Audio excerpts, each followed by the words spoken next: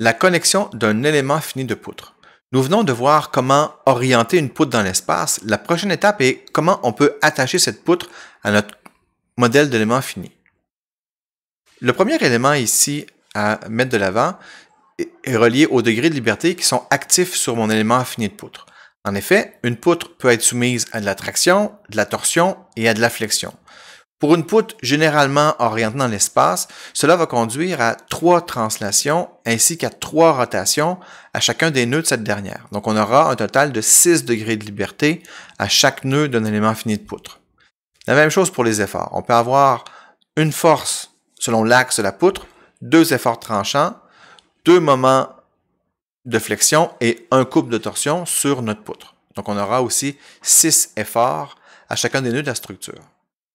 Si on se souvient, dans notre problème de cadre à barreaux droits, pour pouvoir solutionner le problème, on a invoqué la compatibilité géométrique. La compatibilité géométrique faisait en sorte que à chaque nœud, qui était partagé par 2 éléments, le déplacement en ce nœud-là était fixé égal. Donc si on regarde par exemple ici, l'élément numéro 1, donc l'élément numéro 1 pourrait avoir 3 translations en son nœud 1, 3 translations en son nœud 2, au nœud numéro 2, donc 3 translations au nœud numéro 2 et 3 rotations au numéro 2. Et l'élément numéro 2, qui est aussi connecté au nœud 2, aurait aussi 3 translations et 3 rotations. Au nœud numéro 2, même chose au nœud numéro 3. Par compatibilité géométrique, on avait imposé, lorsqu'on avait développé le cadre à barreaux droits, que les déplacements dans l'élément numéro 1 au nœud numéro 2 étaient égaux aux déplacements au nœud numéro 2 de l'élément numéro 2. Donc, par défaut, Nastran va imposer la compatibilité géométrique pour résoudre le problème. Dans certains cas, il pourrait être utile de briser cette compatibilité géométrique et ce qu'on va dire, c'est qu'on va libérer des degrés de liberté. Ce qui fait en sorte que, au lieu maintenant d'avoir des déplacements qui se suivent, on pourrait avoir des déplacements qui sont indépendants un de l'autre d'un élément fini à l'autre. Cela va faire en sorte que les efforts internes reliés à ces degrés de liberté vont être nuls. Donc, on peut faire ça on peut avoir besoin de faire ce genre d'opération dans des situations particulières. Par exemple, dans le problème qui serait ici, si j'avais mon axe des Z qui sortait de la figure, je pourrais vouloir, en raison d'un mécanisme donné, imposer que la rotation dans l'élément numéro 1, au nœud numéro 2, est différente de la rotation dans l'élément numéro 2 au nœud 2. Ça ferait en sorte ici que l'élément 2 pourrait avoir une rotation relative par rapport à l'élément numéro 1. Dans quel cas cela pourrait se produire? Bien, imaginons qu'on avait, par exemple, ce type de jonction-là. Vous avez ici une poutre dont l'axe est selon l'axe des Z, ici, donc qui sort de l'écran. Et sur cette poutre-là, on vient attacher avec ici une goupille, une autre poutre qui, elle, serait attachée ou soudée à cet endroit-ci, mais qui serait libre de se déplacer autour de l'axe Z. Donc, on voit ici que le système qui est là va avoir les mêmes déplacements en X et en Y et Z, va avoir les mêmes rotations autour de Y et autour de X. Par contre, on pourrait avoir ici une rotation autour de Z de la poutre numéro 15 qui n'est plus solidaire de la poutre numéro 2. Donc, dans ces cas-ci, Nastran offre la possibilité de briser la compatibilité géométrique et de pouvoir quand même solutionner le problème. On verra un peu plus tard dans la partie théorique comment la matrice de rigidité du système est modifiée lorsqu'on relâche des degrés de liberté.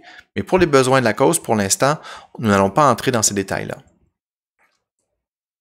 L'autre caractéristique d'une poutre pour pouvoir la connecter, c'est son excentricité. Par définition, le centroïde de la poutre correspond au nœud auquel est attachée cette poutre. Il peut y avoir des cas où on décide d'attacher une poutre à des nœuds, mais qu'elle soit excentrée. Donc, considérons la figure qui est ici. Vous avez une poutre qui est orientée de cette manière-là. Donc, la poutre numéro 1 est orientée ici. La poutre numéro 2, elle est orientée comme ça. Donc, la poutre numéro 2 est par-dessus la poutre numéro 1. Donc ça, c'est la réalité que vous voulez représenter. Votre modèle d'élément fini ou votre maillage d'élément fini pourrait être fait de cette manière. Donc on pourrait avoir ici un nœud, un autre nœud et un autre nœud ici. Donc les nœuds qui sont sur la structure vont être au centroïde de la poutre numéro 1. Et comme la poutre numéro 2 ici est excentrée par rapport au nœud qu'on a défini, on peut transmettre cette information-là au code de calcul à l'aide d'un vecteur qu'on va appeler ici vecteur d'excentricité. Cette particularité nous permet de simplifier les maillages et d'avoir une représentation du problème qui est assez simple et on fait juste définir les excentricités pour montrer que la poutre se trouve en fait par-dessus la poutre numéro 1 ou dit autrement qu'il y a une excentricité entre le centroïde de la poutre et le nœud qu'on a utilisé dans notre maillage par élément fini. Donc, la définition ici du vecteur Z, donc c'est un vecteur d'excentricité, et ce vecteur-là a son origine au nœud GA et se termine au centroïde de la poutre. Très important parce que si on fait le vecteur dans le sens contraire, dans ce cas ici, ça voudrait dire que la poutre se trouverait en dessous de la poutre numéro 1. Lorsqu'on définit un vecteur d'excentricité, le code va créer un lien rigide entre les éléments 1 et 2 avec les bonnes propriétés qui vont correspondre ici à l'excentricité de la poutre. Nous verrons aussi plus tard dans le cours qu'est-ce que c'est un élément rigide et quelles sont les implications pour la matrice de rigidité de la structure. Mais pour l'instant, on va se limiter à cette explication. Donc, maintenant qu'on a vu qu'on peut relâcher des degrés de liberté, qu'on peut définir des excentricités entre notre élément fini de poutre, on a tout ce qu'il faut maintenant pour expliquer à Nastran comment on définit des éléments de poutre avec deux commandes. La première commande qu'on verra, c'est la commande cbar. C, c'est pour connecting et bar, c'est le mot anglais pour définir l'élément de poutre. Donc ça, c'est la commande qu'on utilise pour connecter la poutre, donc sur les nœuds de notre maillage par élément fini. L'autre commande qu'on va utiliser pour définir une poutre, c'est la commande pbar. Pbar, c'est pour propriétés ou properties. C'est la commande qui va nous permettre de définir les propriétés de la section de la poutre. L'intérêt d'avoir deux commandes, c'est le suivant. Imaginez que vous avez un modèle avec plusieurs poutres qui ont la même section. Donc, en définissant la commande pbar, vous allez définir les propriétés de section pour toutes les poutres une fois pour toutes. Donc, vous n'aurez pas besoin de réentrer à chaque fois les propriétés de section.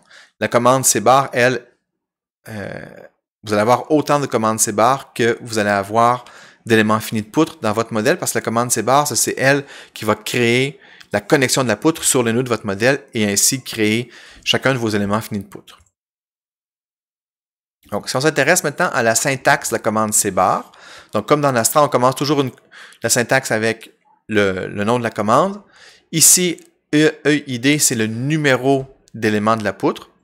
PID, donc ça, c'est le numéro qui va correspondre à la commande pbar. Donc, on voit ici que je suis en train de créer l'élément numéro 1, par exemple, et je vais utiliser les propriétés que j'ai définies dans une commande pbar pour ces propriétés de section.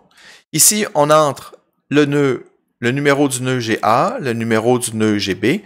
Donc, je rappelle, la définition des nœuds se fait avec la commande grid. Sur ces trois quantités-là ici, on peut soit définir les composantes V1, V2 et V3 du vecteur V. Le vecteur V sert à orienter les systèmes d'axes Y et Z locaux de la poutre. Ou on pourrait définir un nœud ici, G0, et ce nœud-là servirait à définir un vecteur V qui serait obtenu par la relation G0 moins GA. Dans le cours ici, on ne va pas utiliser la définition du vecteur V avec un nœud. On va préférer le définir de façon explicite dans les coordonnées du repère global pour chacun des éléments de poutre qu'on va définir. PA et PB sur l'autre ligne sont les codes de degré de liberté qu'on va relâcher au nœud A pour PA et au nœud B pour PB. Et, chose très importante ici, les codes de degré de liberté que vous voulez relâcher sont ceux qui sont exprimés dans le repère local. Donc, faire très attention ici. La particularité de cette commande, c'est que les degrés de liberté qu'on relâche sont ceux qu'on exprime dans le repère local. Donc, très important de faire attention à cette particularité. Par la suite, les vecteurs Z et J, donc l'indice J fait référence à A ou à B, donc c'est l'excentricité qui nous intéresse au nœud A ou au nœud B, et Z1, Z2, Z3 font référence à la coordonnée en x, y, z globale du vecteur qu'on veut définir comme étant le vecteur d'excentricité. Donc, le vecteur d'excentricité, lui, est défini dans le repère global de la structure parce que ce vecteur-là sert à exprimer comment une poutre est placée par rapport à une autre, et ça doit se faire absolument dans le repère global. Maintenant, la commande pbar, donc, qui sert à définir les propriétés de la poutre. Donc, encore une fois, le numéro de la propriété ici. Donc, dans la commande cbar précédente, on faisait référence ici à un numéro de propriété. Donc, c'est le numéro qu'on va entrer ici. Le deuxième champ, c'est le champ qui va être associé aux matériaux qu'on va affecter à notre poutre. Donc, ça veut dire qu'on verra un peu plus tard qu'il y a une commande pour définir des matériaux. Donc, encore une fois, un entier ici. Le champ A, c'est l'aire de la section. Les champs I, Z, Z et I, Y, Y, ce sont les seconds moments de section par rapport aux axes Z et Y locaux. J, la constante de torsion de la poutre. NSM, la masse non structurale par unité de longueur. Donc, rappelez-vous, on a fait quelques exercices sur les unités. Donc, faire attention ici, lorsqu'on entre des unités de masse, d'être en unité cohérente. Les paramètres C, D, E et F, ce sont les points, les coordonnées des points sur la section de la poutre qui vont être utilisées pour calculer les contraintes de flexion. Donc, ces coordonnées-là, c'est des coordonnées du point C, D, E et F sur ma section de la poutre. Donc, si par exemple, j'ai une section de poutre comme ça ici, je pourrais avoir ici un point là, un point là, un point là où je veux calculer les contraintes. Et ça ici, ça pourrait être par exemple le point C, le point D, le point E et le point F.